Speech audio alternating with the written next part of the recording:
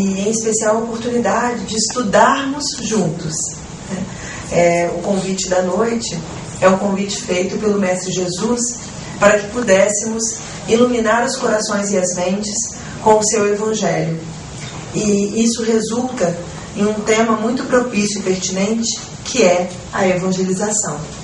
Então, em especial, somos todos convidados a nesse momento, a partir desse momento, junto com os tarefeiros da espiritualidade, que ao estarem encarnados, trabalharam com a evangelização e agora, como espíritos, na vida verdadeira, continuam apoiando a tarefa e nos informando coisas importantes para que a gente possa lembrar, sem perdermos a possibilidade de nos evangelizar e assim colaborar com a evangelização de crianças, de jovens e de adultos. O tema evangelização é um assunto de família. Eu queria começar convidando a todos nós para que a gente visse um pouquinho essa imagem.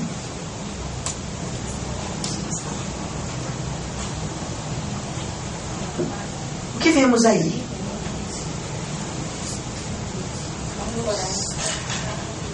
Um caminho, alguém falou? Um caminho sombreado de árvores. Um caminho rodeado de árvores. Onde a luz reflete, onde cai. E tem um destaque aí que é a entrada da luz, né? Olha o reflexo que a luz faz no ambiente. Olha o que podemos ver. É um caminho que, se tivéssemos sem a presença do sol, sem dúvida, talvez não veríamos coisas tão bacanas como vemos com a presença do sol. E, ao mesmo tempo, essa luz, a presença do sol, nos convida a caminhar de forma mais segura. Vocês também não acham isso? Né?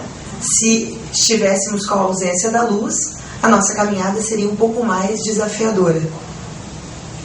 E a gente vai ficar com essa imagem para que durante todo o nosso estudo a gente possa, em alguns momentos, lembrar dela novamente. Pode ser? Então vamos lá. Vamos então ver o conceito de evangelização. Temos aí dois conceitos, que é a educação sob as luzes do Evangelho de Jesus, também que é a condução do homem para a posição de cidadão do mundo, construindo os verdadeiros caminhos da felicidade na Terra. Estudo do Evangelho de Jesus não é uma situação, né, ou uma experiência só nossa, enquanto espíritas. Eu sempre conto que a gente faz uma grande campanha no Espírito Santo pela evangelização. E a gente montou uma camisa que tem sempre um desenho, uma animação interessante, e tem escrito "Sou evangelizador", e algum comentário abaixo relativo à imagem que tem na camisa. E aí a gente, no dia a dia, usa essa camisa. E um dia me pararam, estava no supermercado, me pararam e falaram assim: aonde você faz catequese? Catequese é uma palavra inerente à evangelização da Igreja Católica. E nesse momento eu respondi: na Federação Espírita do Estado do Espírito Santo. Aí a pessoa me olhou um pouco surpresa, mas de forma se sentiu agradada. Então, o que a gente quer dizer com isso? A palavra evangelização é uma palavra que está colocada para muitas e muitas religiões que trabalham com a perspectiva do estudo do Evangelho de Jesus. E nós temos, então, que diferencial sob o ponto de vista conceitual? Que essa evangelização faça formar homens de bem, que essa evangelização faça brilhar a nossa luz interior como criatura, fruto do Criador, e como determinou Jesus, faça brilhar a vossa luz. Né? Estamos lembrando da luz interior? Vamos lembrar da imagem? E colaborar no grandioso edifício do progresso humano. Todas as outras religiões que também fazem um trabalho do estudo do Evangelho de Jesus, nós podemos dizer que colaboram com esses objetivos, não é mesmo? Bem, então o que nos diferencia nos diferencia quando qualificamos a evangelização como evangelização espírita. E a evangelização espírita, ela tem suas características próprias. Então, sobre o estudo do Evangelho de Jesus, todos que fazem evangelização cristã, né, estão aí utilizando inclusive a mesma terminologia. Mas a evangelização espírita em que se diferencia? E em especial com aquele conjunto de conceitos e princípios vinculados à doutrina dos espíritos. Então nós, quando falamos de evangelização espírita, estamos falando de evangelização como estudo do Evangelho de Jesus à luz da doutrina espírita, que na verdade é como se usássemos um óculos com uma lente de uma determinada cor. E essa lente nos permite ver algumas coisas diferentes de outras pessoas que usam óculos com lentes de cores e formas diferenciadas. Em especial, nós temos aí a evangelização espírita como acesso ao conhecimento espírita e a moral evangélica pregada por Jesus. Sabendo que a evangelização espírita é essencial para a formação do caráter, ou seja, ela contribui para a formação moral e espiritual do indivíduo, que se reflete através do seu caráter. Há uma missão educativa do Espiritismo junto às almas, contínua e crescente, que busca revelar a verdadeira luz e estimula o emprego da fé raciocinada. A luz apareceu de novo. Então, manifestar e revelar a luz e estimular o emprego da fé raciocinada são elementos importantes da perspectiva educativa do Espiritismo. E ainda, a identificação do Espiritismo como Instituto Mundial de Educação Renovadora das Almas. Então, nesse momento, nós destacamos o objetivo da doutrina dos Espíritos como levar aos corações e mentes a perspectiva da autoeducação e da contribuição, assim, quando estamos melhor educados, quando convivemos com outras pessoas. Automaticamente, quando nos melhoramos, a nossa relação com o outro também melhora. E com isso a gente vai qualificando as nossas relações. E é nesse sentido que o convite do estudo do Evangelho de Jesus à luz da doutrina dos Espíritos nos faz enxergar o mundo com uma outra lente. E em especial, entendendo e admitindo a realidade da vida no plano espiritual como a verdadeira vida e nos entendendo como espíritos que temos um corpo e estamos nesse mundo mergulhados para um processo de autoaperfeiçoamento na chamada escola do planeta Terra, que é o nosso caso. Lembramos também como princípio a reencarnação, a perspectiva de voltarmos várias vezes como espíritos mergulhando em um corpo físico para nos aprimorar, para aprendermos mais e assim nos melhorar e automaticamente contribuirmos para a melhoria de tudo que está à nossa volta. Dr. Bezerra de Menezes, um espírito de escola do movimento espírita, nos adverte: espíritas que ouvistes a palavra da revelação, a vós vos cabe levar por toda parte as notícias do reino de Deus, expandindo-as por todos os rincões da terra. Não mais amanhã ou posteriormente. Agora tendes o compromisso de acender na escuridão que domina o mundo as estrelas luminíferas do Evangelho de Jesus. Novamente, com as palavras do Dr. Bezerra, nós vemos aí que o Evangelho de Jesus é capaz de acender como estrelas, né, a luz na escuridão que domina o mundo. Ou seja, mostrando que esse processo é um processo gradativo de aprimoramento e que nós vamos iluminando o mundo à medida que nos iluminamos. Ele diz ainda: com Jesus nos empreendimentos do amor e com Kardec na força da verdade, teremos toda a orientação aos nossos passos, todo o equilíbrio à nossa conduta. O convite que ele nos faz é: se conhecemos o mundo com a ótica da doutrina dos Espíritos, que nos revela um novo sentido da vida, nós estamos sendo convidados a divulgar esta boa nova para que outras pessoas possam também redescobrir novos sentidos para suas vidas, entendendo de onde vêm, o que fazem aqui e para onde vão. E por que evangelizar? Essa é uma pergunta que nós vamos retomar durante todo o momento do nosso estudo. Evangelizar? Emmanuel nos responde com uma outra pergunta. Olha o que ele diz. Como esperar o aprimoramento da humanidade sem a melhoria do homem? E como aguardar o homem renovado sem o amparo à criança? Então, a humanidade, para se melhorar, depende da melhoria do homem. E o homem, para ser melhor, depende que a criança seja amparada, para que possamos construir um homem de bem já desde a primeira infância.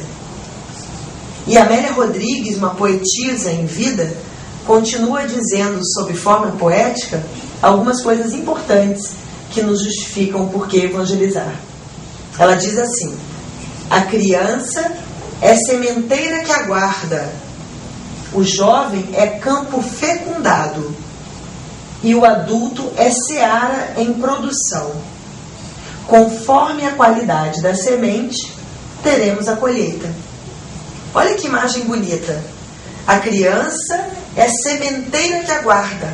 Na verdade, é o solo fértil que aguarda a semeadura, ou seja, a colocação da semente. No momento que essa semente chega na infância, o que vai acontecer? Vai fecundar. E aí, na juventude, nós temos um campo fecundado. Para que na fase adulta aconteça a produção, a seara em produção. E que de fato a gente possa colher. E essa é uma relação, no campo do espírito, ela se dá de uma forma comparativa com o campo da matéria. Não há como semear algo e na hora da colheita queremos colher um algo diferente do que semeamos. Da mesma forma, a semeadura, ela vai determinar o que é que iremos colher. Então, se queremos colher homens de bem, nós precisamos semear a possibilidade de que esse homem de bem venha a se manifestar. Nós vamos ver como isso pode acontecer. Por que evangelizar? Amélia Rodrigues continua dizendo: evangelização espírita é sol nas almas, clareando o mundo inteiro sob as constelações das estrelas dos céus, que são os bem-aventurados do Senhor, empenhados em seu nome, pela transformação urgente da terra em mundo de regeneração e paz. Olha a imagem que ela nos convida, e vamos lembrar da imagem lá do começo. Evangelização espírita é sol nas almas. Então, o que ela está dizendo? Que aquele sol que ilumina o caminho está vindo de onde? Quando a gente tem um indivíduo evangelizado. Está vindo da possibilidade de se manifestar da nossa própria alma. E assim, são os bem-aventurados do Senhor que, empenhados em seu nome, divulgam a sua palavra. E Emmanuel completa: no quadro imenso da transformação em que nossas atividades se localizam, a iniciativa da educação é de importância essencial no equilíbrio do mundo. Quem de nós não quer um mundo equilibrado? Quem de nós não quer estar vivendo em relações equilibradas, harmônicas? Sem dúvida alguma, o que Emmanuel nos chama a atenção é que, de fato, para nos transformar, a iniciativa da educação, ela é necessária. Vamos ver algumas imagens daquele tempo que vivemos e do tempo com os quais convivemos com os nossos filhos, netos, primos, sobrinhos, ou seja, crianças. Diante da criança, o que é que a criança nos remete? A que a criança nos remete? Como nos sentimos diante de um rostinho desses aí? Sem dúvida alguma que nós muitas vezes, correndo, preocupados, diante do olhar de uma criança como uma dessas e tantas outras, nós desarmamos, não é verdade? E às vezes a gente está assim, andando para lá e para cá, passa uma criança, ela nos chama a atenção. A gente para e olha, e dá um sorriso, e faz uma brincadeira. E a gente é capaz de, com uma criança, fazer coisas que com adultos a gente não dá conta de fazer. Por quê? Porque não é nada normal nem natural você passar por um adulto que você não conhece e falar: ei, que lindo que você está hoje. Você vai olhar no mínimo para você e vai estranhar. Mas com uma criança a gente para e fala: que gracinha, que coisa linda. Ei, e brinca. E mais, se a gente não dá muita atenção, elas são capazes de nos chamar a atenção. Vem e puxa a nossa roupa, para e olha pra gente e fala coisas. E nunca nos viu antes. A condição que ela tem de romper essas barreiras que nós colocamos com a convivência e ao tempo que a gente vai se tornando adulto, a criança não tem. E essa espontaneidade da criança nos remete, por exemplo, àquela última ali, né? Aquela última, ó, ela pode estar dizendo assim: e aí, não vai me evangelizar não? Ou vai começar quando? Está demorando demais. Então, esses rostinhos tão bonitos e tão convidativos, eles são, na essência, um tempo e um momento presente das encarnações dos espíritos.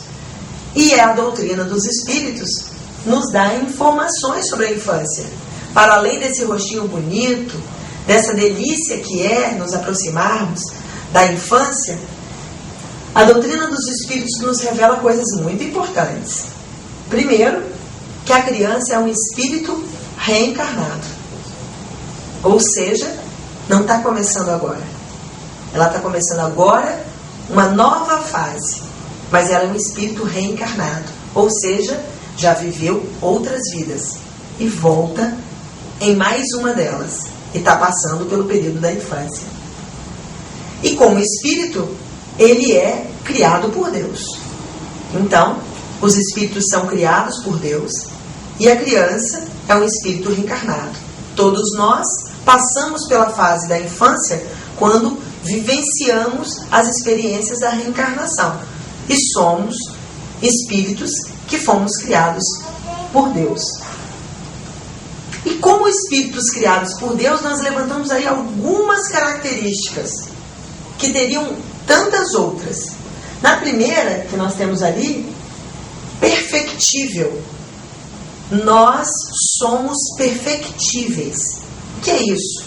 Mora dentro de nós o estado potencial da perfeição, que é, na verdade, o nosso destino. Se há algum determinismo na perspectiva do espírito, é a lei do progresso que nos levará à perfeição relativa, como criaturas do Criador.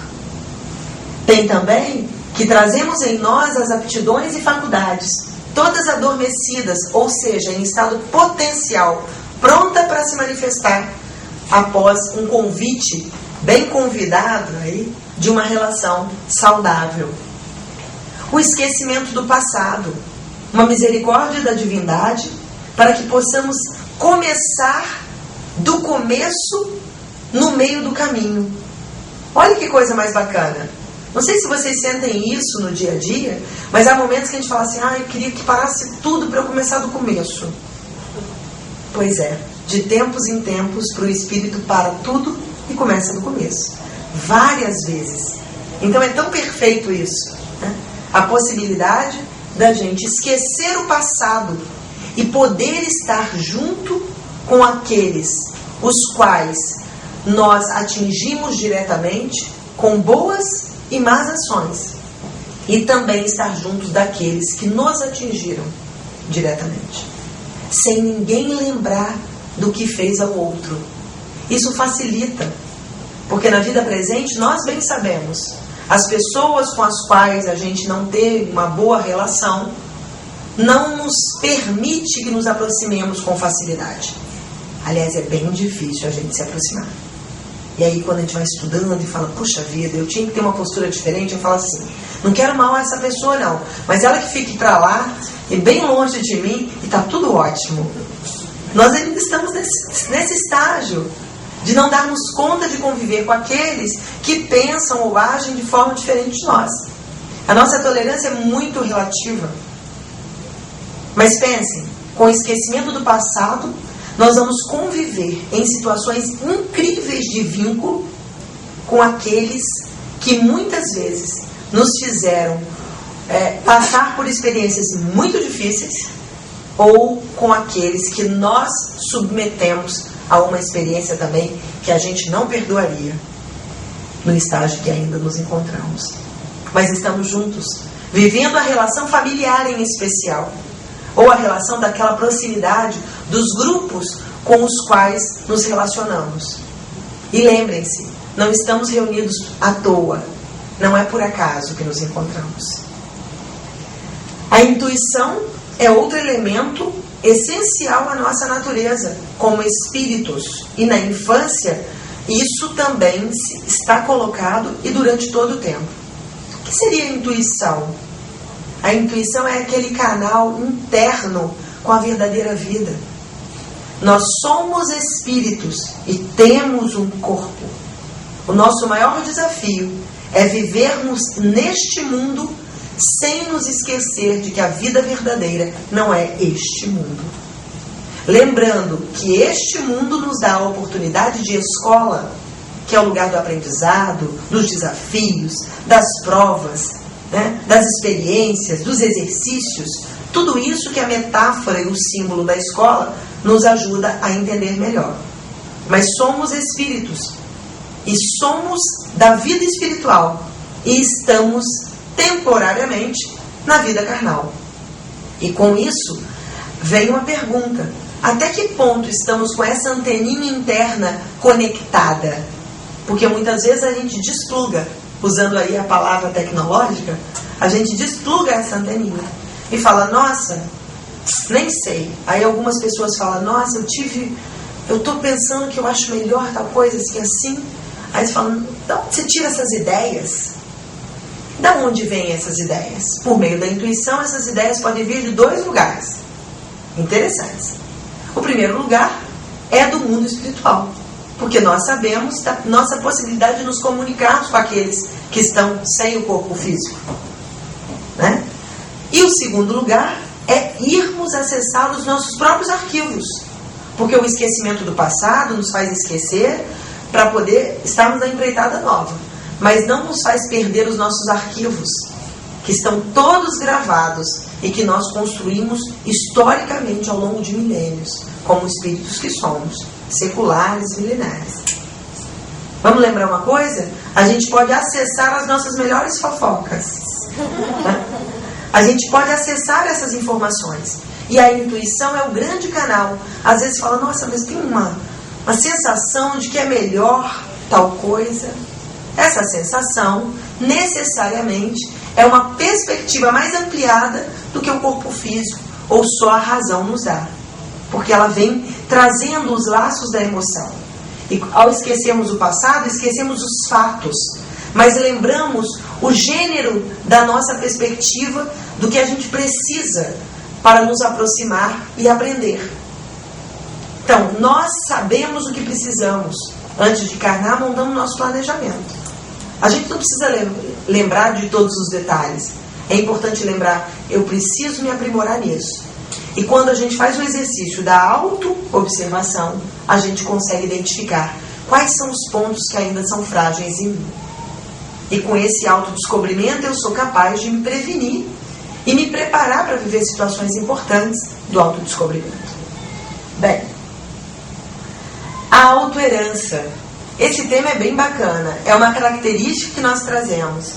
E que eu sempre lembro que na cultura brasileira, né, os pais têm um desejo de deixar uma herança para os filhos, em especial um teto para morar. Não é assim? Lá isso é muito, muito certo. Ou seja, o pai fala e a mãe, eu não pude ter, mas eu vou trabalhar para dar para os meus filhos aquilo que eu não pude ter. E aí proporcionar um mínimo de conforto da vida material, acesso à educação e, se for possível, deixar um teto. Então, eu lembro dos adultos falando, se eu faltar, ou seja, se eu desencarnar, pelo menos meus filhos têm aonde morar, uma casa, um local. Essa é uma preocupação grande na questão da herança da vida material. Eu digo que a herança da vida material pode ser muito generosa.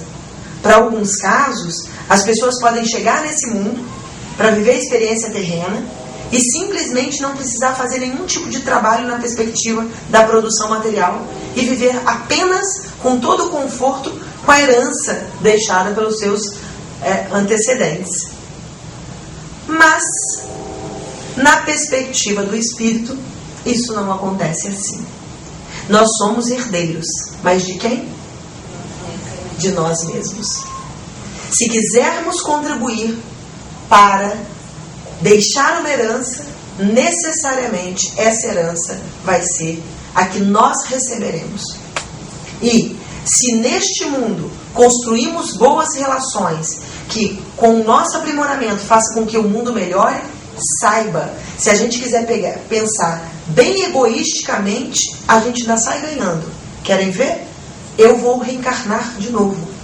Então eu posso preparar o mundo para quando eu retornar, o mundo está melhor um pouquinho do que esteve e com a minha contribuição. Então, se até a gente quiser ser muito egoísta, ainda vale a pena fazer o bem. Mesmo que seja só para a gente no futuro. Mas a gente sabe que quando a gente se melhora e faz o bem, necessariamente, isso contagia, porque a luz não tem limite para entrar, para se aproximar. Mas somos herdeiros de nós mesmos. E uma outra característica é a capacidade que temos de ser educáveis, ou seja, a educabilidade, que na infância ela acontece com muito mais facilidade. Qual seria a função da infância? E na verdade, nós estamos nos detendo à infância porque é onde tudo inicia, né? Existe uma função. A infância não é um tempo só porque tem que crescer para já ficar grandinho para viver as experiências. Não é à toa que nós temos esse tempo de infância. Em outros mundos habitados, os espíritos nos informam que o tempo da infância é diferente do nosso. Às vezes é mais curto, porque não precisa tanto tempo passar por esse período de transição. É uma transição entre uma experiência e outra. Lembrando, é o começo desta vida, mas não é o estado inicial. Outra função da infância é que é um período de repouso. O espírito está entrando numa nova empreitada para viver na Terra. Então, precisa-se de um tempo de repouso para se adaptar. Além disso, sob o ponto de vista físico, o espírito ele entra num processo traumático de redução magnética do perispírito para se acoplar, que vai sendo acoplado célula a célula ao novo corpo que o dará forma nesta presente encarnação. E esse é um processo traumático. Quero dizer para vocês que nascer é mais difícil para o espírito do que desencarnar. Porque é vir para uma vida que não é a vida real, é uma vida temporária. O desenlace é o retorno à vida espiritual, é a vida de origem.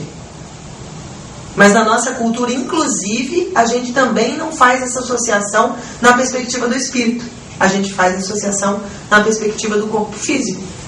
E aí comemora tanto o nascimento e tem às vezes uma dificuldade de lidar com a libertação do espírito, que deveria ser mais natural do que é. É um período de maior maleabilidade, ou seja, a infância é um terreno fértil de semear. Como o espírito está em repouso, está em transição, ele é mais suscetível a receber os efeitos da educação. E é um período também, gente, olha só, de maior atratividade. É uma característica, é uma função da infância. Sabe fazer o quê? Captar o amor que vai ser necessário ao progresso. Sob forma de aparente fragilidade e aparente inocência, com aquelas carinhas lá, a gente nessa fase capta o amor. E capta não é só dos familiares não. Como a gente descreveu, é de todo mundo. Aonde você passa, bobeou um olhar de adulto, vem um carinho aí, ela olha e já... Olha que perfeição que é esse período, essa atratividade de ser uma característica, porque ela vai fazendo, carregando a bateria de amor. Porque ela vai precisar para aquela empreitada nova. É bem bacana essa informação, né? Bem, e os espíritos na questão 385 nos dizem: os espíritos só entram na vida corporal para se aperfeiçoarem, para se melhorarem. A delicadeza da idade infantil os torna brandos, acessíveis aos conselhos da experiência e dos que devam fazê-los progredir. Nessa fase é que se lhes pode reformar os caracteres e reprimir os maus pendores. Tal o dever que Deus impôs aos pais, missão sagrada que terão de dar contas. Assim, portanto, a infância não só é útil, necessária, indispensável, mas também é uma consequência natural das leis que Deus estabeleceu e regem no universo. Então não é por acaso. E essa fase é a melhor fase para semear. A educação formal perdeu muito tempo. As crianças não tinham acesso ao que a gente tem hoje, que seria a educação infantil, né, a pré-escola, aqueles anos iniciais, porque achavam que o menino só começava a pensar a partir dos 7 anos. Há bem pouco tempo, né, se a gente pensar assim, na história da humanidade, começaram a valorizar essa importância. E a doutrina dos Espíritos já nos chama a atenção. O quanto que essa fase é imprescindível para semear. E a juventude? Estamos chegando lá, né? Estamos quase na juventude, né, gente?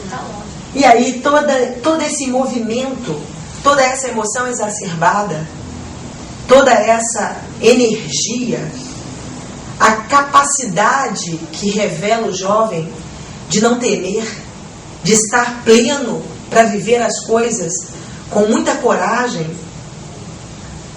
a gente fica olhando de longe e fica apavorado. Meu Deus!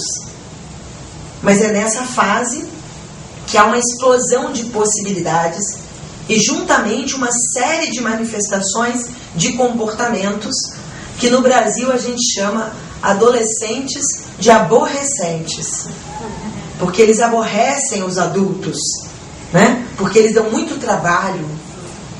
E é uma fase que é muito interessante. Todos nós passamos. Mas parece que quando a gente fica grande, a gente esquece que passou. Porque naquela fase a gente ficava assim, meu Deus, esses adultos vão ficar até quando, né? Falando essas coisas dessa forma que eu não gostaria de ouvir. E depois a gente se torna adulto e começa a olhar a juventude de uma outra forma. Com a nossa maturidade, que vai aos poucos acontecendo. E acontece, né? A gente é prova disso. Bem, e o que os Espíritos nos dizem sobre essa fase da juventude? Kardec faz uma pergunta genial como todas as outras. O que é que motiva a mudança que se opera no caráter do indivíduo em certa idade, especialmente ao sair da adolescência? É que o espírito se modifica? Vejam bem que Kardec não fez uma pergunta assim, como é o jovem? Não, ele afirmou. O que motiva a mudança que se opera no caráter do indivíduo? Ou seja, jovem era jovem desde a época de Kardec, né? Ele já tinha essa característica aí de ser um indivíduo que, num determinado estágio, tem uma mudança. E ele afirma isso, porque ele não está perguntando se muda mesmo, ele afirmou, mas ele pergunta, o que leva a essa mudança? Né? É o espírito que se modifica? E olha a resposta dos espíritos. É que o espírito retoma a natureza que lhe é própria e se mostra qual era. É nessa hora que a gente mostra quem a gente é. No período da infância, lembra? Estava em repouso, está adormecido ainda. Mas há juventude. Então não são só os hormônios. Junto com eles vem a manifestação de quem nós somos. Que espíritos somos. Não conheceis o que é a inocência das crianças oculta? Não conheceis o que é a inocência das crianças oculta. Não sabeis o que elas são, nem o que foram, nem o que serão. Mostrando que no manto da inocência, como diz os espíritos, da infância, é capaz de estar ali os espíritos bem danadinhos como somos. E que na época da adolescência, essa manifestação se dá de forma mais ostensiva. Ou seja, a gente começa a se mostrar nessa fase. Então não é um fenômeno diferente do que identificar ainda o estágio em que nos encontramos, em termos de processo evolutivo. E afinal, por que evangelizar? Guion Ribeiro responde: a criança e o jovem evangelizados agora são, sem dúvida, aqueles cidadãos do mundo conscientes e alertados, conduzidos para construir por seus esforços próprios os verdadeiros caminhos da felicidade na Terra. A gente pergunta: nós não queremos ser esses cidadãos despertos e conscientes? Então, Guion Ribeiro afirma que a criança e o jovem evangelizados agora o serão. Ele nos afirma, não fala que pode contribuir para, não. Ele fala, o serão. E para isso, nós temos aí um convite de como é que vamos nos relacionar com essas crianças e com esses jovens, na perspectiva do processo educacional. Então, o primeiro convite é a coerência. E uma coerência que deve integrar 3 aspectos ao mesmo tempo. O primeiro é a cabeça. Automaticamente, o pensar. Sem dúvida alguma, todo o processo educacional requer que a gente convide ao pensar. Mas o pensar não basta. Precisamos de algo mais. O quê? O coração, que é o sentir. Pensamento sem sentimento não tem sentido e significado. Pensar e sentir são 2 elementos importantíssimos para que possamos estar num processo de autoeducação e de contribuição para a educação do outro. Mas não basta pensar e sentir, precisamos manifestar. Como? Com as mãos. Precisamos agir, precisamos ir para a ação. Esse é um tripé da perspectiva da educação. E a evangelização, como um processo de educação moral e espiritual, não pode abrir mão desses 3 elementos, minimamente. Todas as atividades e possibilidades deverão pautar o pensar, o sentir e o agir. Porque necessariamente é com cabeça, coração e mãos que estaremos inteiros com a possibilidade de nos construir melhor. Agora, na educação formal, há bons anos atrás, um grande educador tinha essa como a sua meta de proposição educacional. O nome dele era Pestalozzi, e que foi nada mais, nada menos do que um grande professor e mestre do Hippolyte Léon Denis Rivaio, o nosso conhecido Allan Kardec. Então, Pestalozzi foi o professor de Kardec. E naquela época, ele conjugava o que hoje, de forma mais contemporânea, se diz que há de se relacionar 3 aspectos para que a educação de fato aconteça com sentido, que é o pensar, o agir e o sentir. Vamos ver então o que o Kardec fala sobre o pensar? Somente o espiritismo bem entendido e bem compreendido pode tornar-se, conforme disseram os espíritos, a grande alavanca de transformação da humanidade. Não há como aprender espiritismo sem estudar. Então, o espiritismo precisa ser bem entendido e bem compreendido. Vamos lembrar? É uma questão de fé raciocinada. A partir do momento que compreendemos pela ciência, pela filosofia, nós consequentemente desenvolvemos a religiosidade, né? A fé raciocinada. O sentir, e aí o convite é do Mestre Jesus. O Espírito de Verdade diz: Espíritas, amai-vos, este o primeiro ensinamento, instruí-vos, eis o segundo. Nisto conhecerão todos que sois meus discípulos, se tiverdes amor uns aos outros. Então, sem o sentimento, não há também estratégia e caminho possível. E por fim, o agir. Seja Allan Kardec não apenas crido ou sentido, apregoado ou manifestado, a nossa bandeira, mas suficientemente vivido, sofrido, chorado e realizado em nossas próprias vidas. Bezerra completa: ensinar, mas fazer. Crer, mas estudar. Aconselhar, mas exemplificar. Reunir, mas alimentar. Então não basta só as palavras. Nós precisamos viver aquilo que dissemos acreditar, né? E que isso possa mudar as nossas ações. E isso só acontece quando somos mobilizados pelo sentimento. Senão a gente faz, aparentemente, a gente esquece, a máscara cai. Então, quando não é verdadeiramente sentido, necessariamente a ação ela é temporária, mas ela não se fixa como uma prática nas nossas vidas.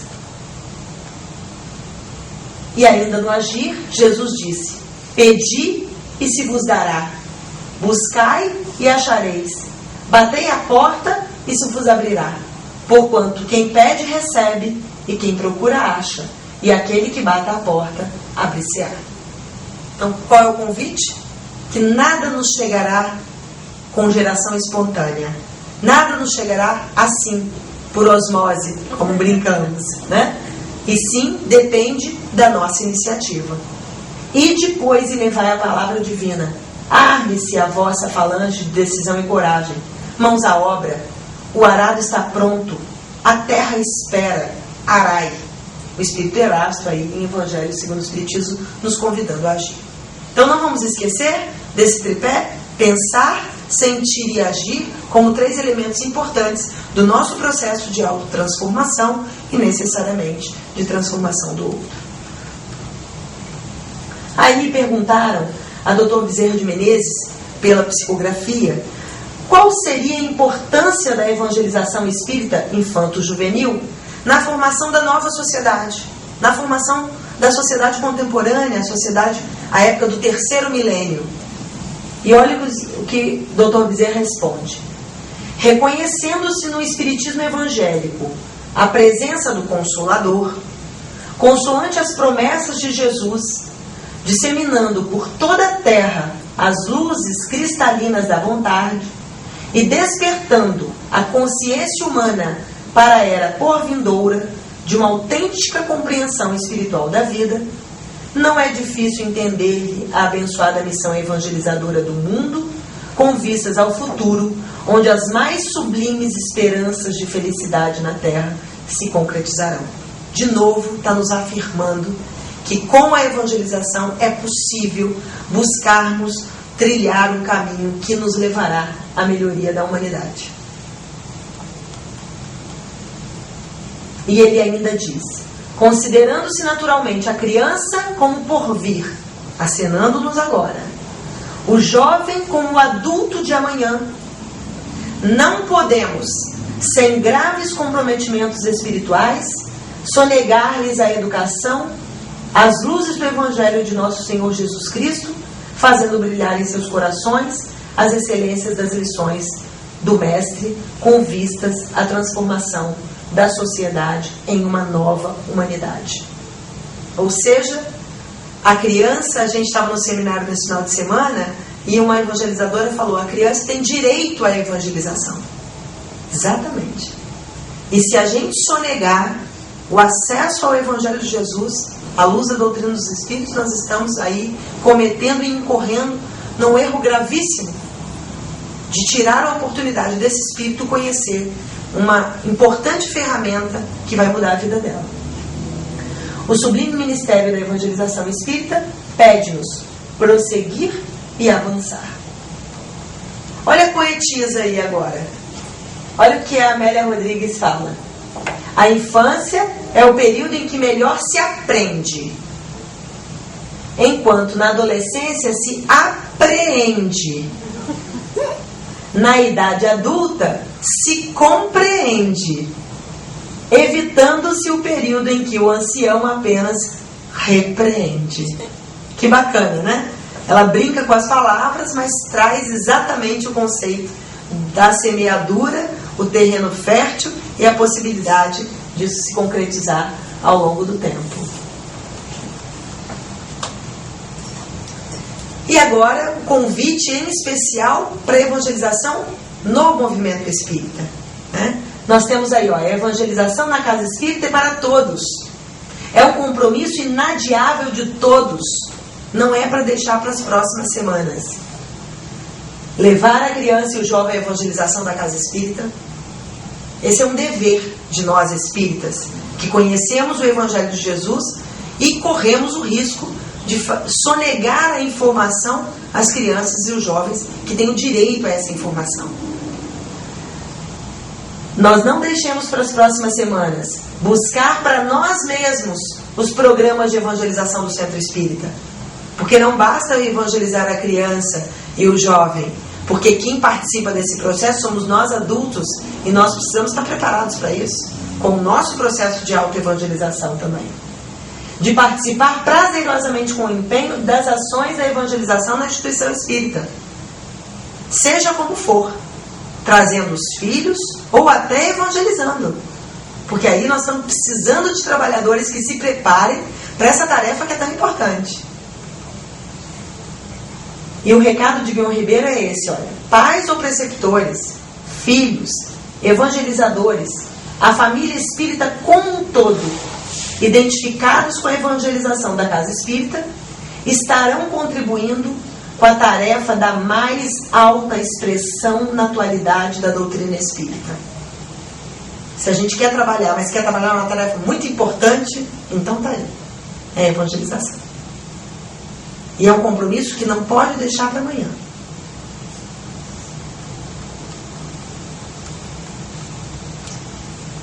Como que a gente valoriza a tarefa? Levando os nossos filhos ou tutelados à evangelização da casa espírita. Interessando-se diariamente pelo seu aprendizado. Sim, em especial o seu aprendizado também na escola de evangelização, mas que não acontece diariamente, não é mesmo? Então, o que é interessar-se diariamente pelo seu aprendizado? Que a atenção na perspectiva da evangelização, ou seja, na transformação moral e na educação moral e espiritual, não é só na casa espírita, é diária. Procurar a escola de evangelização, buscando saber sobre as atividades e se oferecer para colaborar, orientar para quantos forem possível da importância da evangelização, e é por isso que as reuniões públicas abrem espaço para que esse tema venha à tona, apareça, para a gente despertar, integrar-se efetivamente às atividades da evangelização, incluindo o hábito da realização do evangelho no lar. Então a gente faz evangelização sistemática também em casa. E lá quem são os evangelizadores? São os pais e responsáveis. Em que momento a evangelização acontece no lar? No horário do evangelho no lar. O que é o evangelho no lar? É um tempo que a família se reúne, e aí a gente fez uma grande campanha pedindo que a gente semeie essa ideia, e que é um momento da família se reunir para estudar o Evangelho de Jesus à luz da doutrina dos Espíritos, com assistência dos benfeitores espirituais. Tenham certeza disso. Permite a gente compreender os ensinamentos de Jesus e estimula a prática desses ensinamentos no ambiente que nós vivemos, ou seja, todos os dias. Não é só na casa espírita, quando a gente lembra, né, que a gente precisa dar uma melhoradinha. O Evangelho no lar, além disso, traz uma psicosfera super favorável de energias importantes da vibração dos espíritos amigos quando nos propomos a estar em conexão com a espiritualidade e protegermos o nosso lar. Isso é físico, inclusive. Portanto, não é para amanhã, é para começar hoje. E a gente começa assim, uma vez por semana. Quem sabe um dia a gente faça evangelho no lar todos os dias? Porque não é 1 hora, 2 horas, mas é um encontro da família para lembrar de Jesus e pedir a sua proteção e ajuda. O evangelho no lar é tarefa aos pais e responsáveis de um momento sistemático de evangelização no âmbito da família. Olha que Joana de Ângeles nos fala sobre a família e o papel dos pais. Os pais assumem desde antes do berço, com aqueles que receberão na condição de filhos, compromissos e deveres que devem ser exercidos. desde que serão também, por sua vez, meios para sua própria redenção perante a consciência individual e a cósmica que rege os fenômenos da vida, nos quais todos estamos mergulhados. Ou seja, quando a gente conhece a doutrina espírita, duas frases não conseguem sair, não tem mais sentido da boca dos filhos nem da boca dos pais. Da boca dos filhos é assim: eu não pedi para nascer. Não dá. Porque na verdade não pediu mesmo. E os pais também: eu não pedi para vir você aqui, meu filho.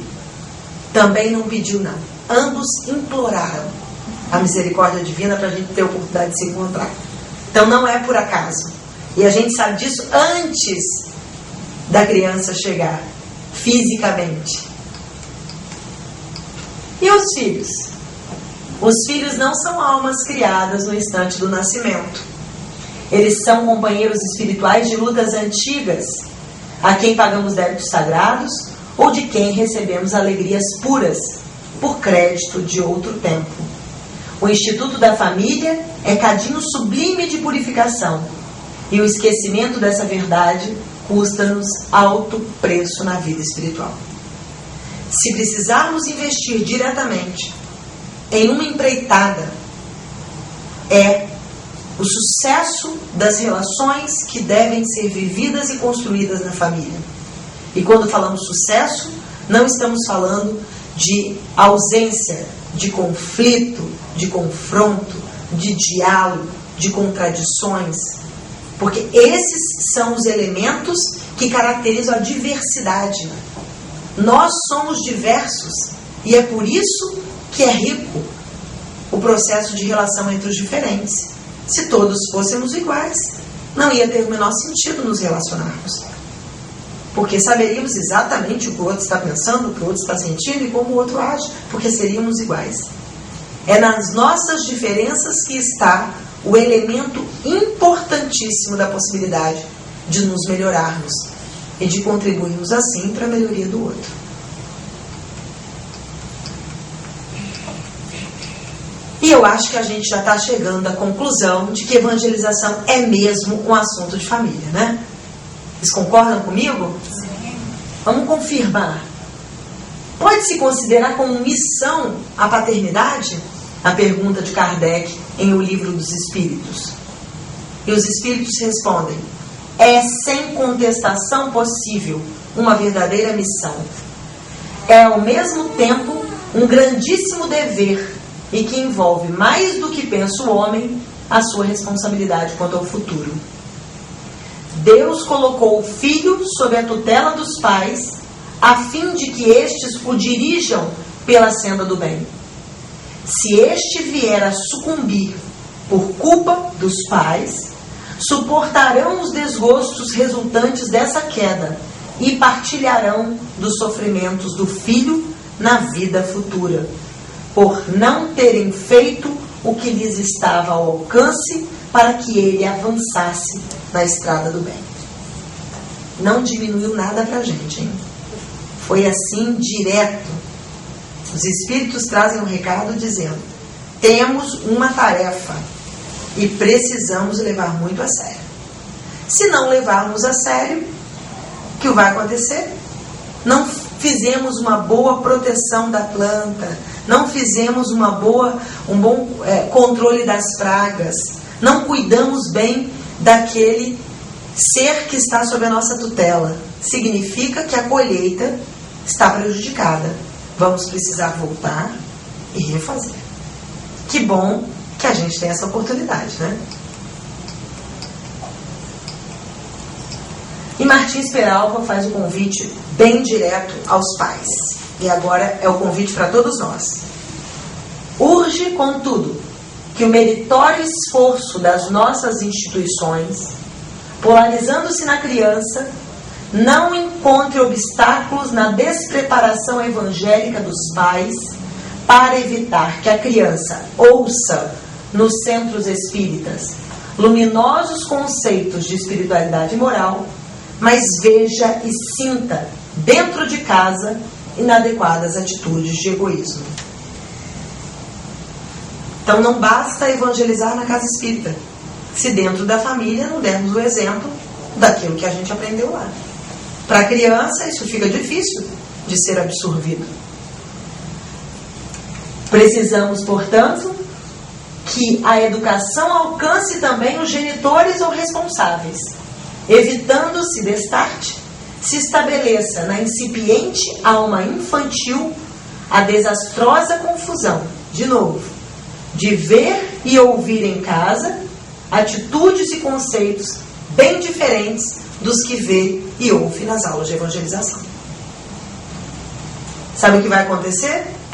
Se o lar não é evangelizado, essas lições que acontecem fora dele seriam só mais um conhecimento do âmbito religioso para a inteligência infantil. E um conhecimento a mais pode ser um acidente instrutivo. Uma coisa ali. E o que devemos buscar, na verdade, é a realidade educativa moral que tenha sentido de perene renovação.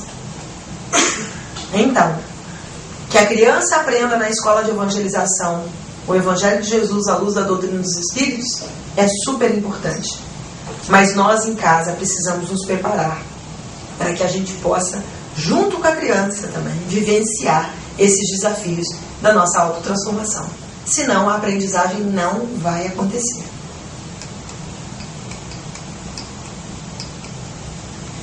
Já indo para o encerramento, vamos lembrar que há necessidade de iniciar-se o esforço de regeneração em cada indivíduo dentro do Evangelho, com a tarefa nem sempre amena da autoeducação. Olha o que Emmanuel está dizendo. Não é simples, não é fácil, mas coisas simples e fáceis necessariamente não nos mobilizam intimamente. As situações mais difíceis que nós vivenciamos na vida são aquelas que mais nos ensinam, não é verdade? O dia a dia, se a gente perguntar, a gente nem lembra com quem a gente encontrou hoje na hora do almoço. Mas, se for uma situação que mobiliza a nossa emoção, seja sob o ponto de vista da dor ou da alegria, a gente não esquece. Por isso, urge que a gente trabalhe nesse processo de autoeducação, e nós viemos para o mundo para nos aprimorar, não foi para sofrer, não foi para pagar dívidas, mas temos a bênção da dor e do sofrimento como ferramentas que nos convidam à aprendizagem. Porque quando passamos por uma situação dolorosa, vamos lembrar, 10 anos você muda em um mês o que não melhorou, mudou em 10 anos. Fala, nossa, depois daquela experiência que eu vivi, eu sou uma outra pessoa. Essas mágicas acontecem quando há uma mobilização interna muito grande. E essa mobilização, a dor, sabe fazer isso muito bem. Evangelizado o indivíduo, evangeliza-se a família.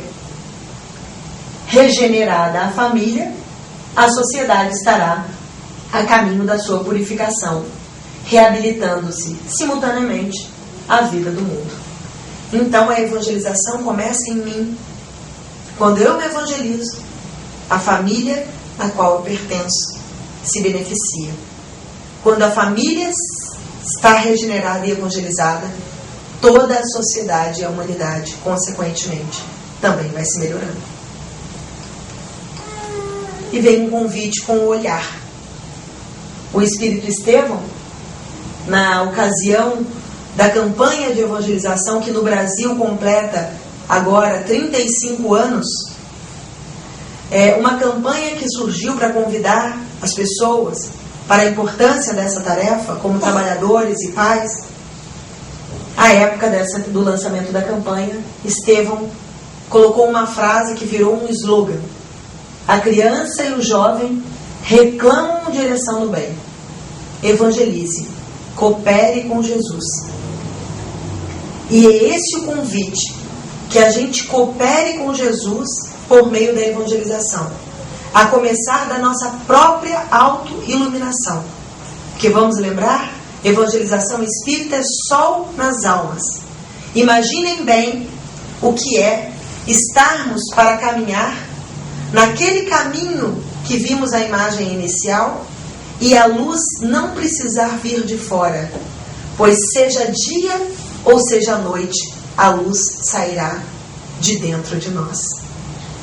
E mesmo que essa luz não seja muito forte, nós sabemos o efeito de uma simples luzinha na escuridão. Quando a lua, que está linda esses dias, aparece, quase que fica dia de noite. Quando acendemos um fósforo numa sala escura, há um facho de claridade. E é essa luz que precisamos fazer brilhar em nós. Porque o nosso caminho necessariamente estará iluminado, e aqueles que vão conosco também se beneficiarão e se sentirão estimulados a fazer e manifestar sua própria luz. Com isso, vamos criando aí um grande facho de sol nas almas. E é esse o convite a uma campanha permanente de que a evangelização seja um assunto de família e que com isso a gente possa cooperar com Jesus. Que Ele nos abençoe pela oportunidade que nos dá de encontrarmos sentido em nossas vidas a partir do estudo do Teu Evangelho sobre as luzes iluminadas da doutrina dos Espíritos. Fiquemos com Deus e em paz.